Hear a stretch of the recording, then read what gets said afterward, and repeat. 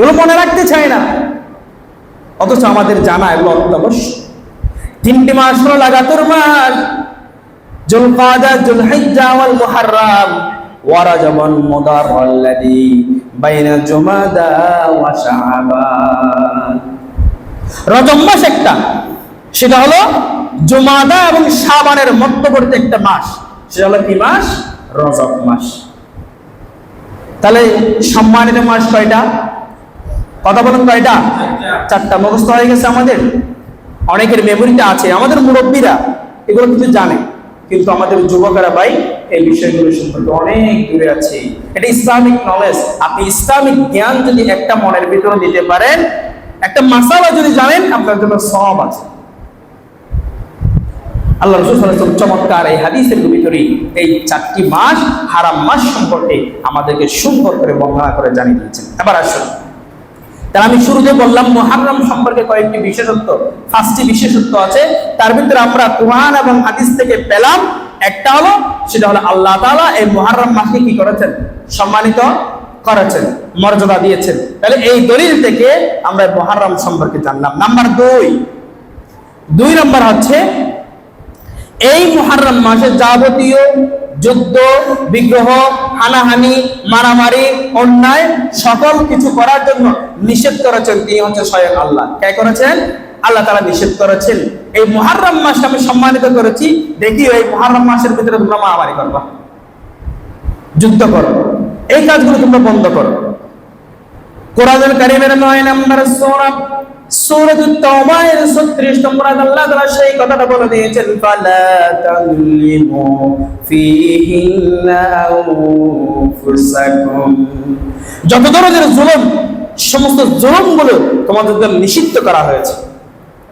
এরপর আল্লাহ বলছেন, ইন্নামান নাসিউ জিয়াদাতু ফিল কুফরি ইউদাল্লু বিহিল্লাযীনা কাফারু ইউহিল্লুনাহু আমান ওয়া ইউহাররিমুনাহু আমান লিওয়াতিউ ইদ্দাতা মা হারামাল্লাহু ফায়ুহিল্লু মা হারামাল্লাহু যুয়্যিনা লাহুম সু'উ আ'মালিহিম ওয়াল্লাহু লা ইয়াহদিল কওমাল কাফিরিন।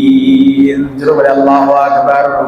আল্লাহ পাক রব্বুল আলামিন মুমিন বান্দার জন্য সব ডকুমেন্টগুলো কোরআনুল কারীমের ভিতরে ঢুকিয়ে দিয়েছেন। ও বান্দা, কোরআন পড়ে দেখুন একটু করে, তোমাদের জন্য 12টি মাস আমি দিলাম, 12টি মাসের ভিতরে আবার 4টি মাস তোমাদের জন্য সম্মানিত করেছি। কিন্তু এই কথাগুলো জানার পর কাফের মুশরিকরা কি করে জানো নাকি?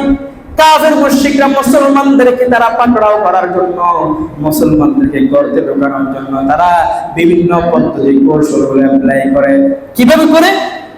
বলে হারাম মাস এই মাসে নয়। তাদের যদি মন খারাপ থাকে, মুসলমানদের সাথে যখন মারামারি করতে ইচ্ছা হয়, তখন তারা বলে এই মাস ও হারাম মাস নয়, আগামী মাসে যুদ্ধ বন্ধ যায়। আমাদের সমাজে এরকম কিছু ফাসাদা গোলাম আছে যারা নিজেদের মন গড়া থিওরি গুলো সমাজে বাস্তবায়ন করতে চায়।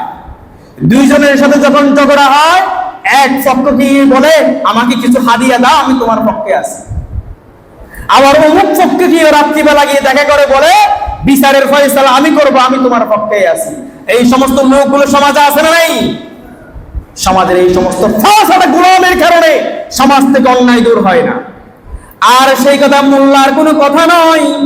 এই তরিকা আল্লাহ পাক রব্বুল আলামিন কোরআনুল কারীমের ভিতরে দলিল দিয়েছেন। ও বান্দারা শুনো, কাফের মার্কা লোক যারা আছে, মুনাফিক মার্কা লোক যারা আছে, ফাসিক মার্কা লোকেরা আল্লাহর বিধানকে পরিবর্তন করে দিয়া নিজেদের মন মতো করে কিছু সংবিধান বানাতে চাই, ঠিক না? এজন্য আল্লাহ তাআলা বলছেন, ইন্নামান নাসিউ জিয়াদাতু ফিল কুফরি। ও কুফরদের কথাগুলো বলছি শুনো। ইউদাল্লু বিহিল্লাযীনা কাফারু ইউহিল্লুনাহু আমান ওয়া ইউহাররিমুনাহু আমান। তারা এই বছরে একটা কথা বলে, কিছুদিন পরে এসে বলে এটা আর একটা কথা। মানে কথার কোনো কি থাকবে না, স্টেশন ঠিক থাকবে না। এদিকে একটা কথা বলে, ওদিকে আর একটা কথা বলে। এইরকম আচরণ মুসলমানদের কোনো থাকতে পারে না। এগুলো কাদের কাজ? কুফরিদের কাজ।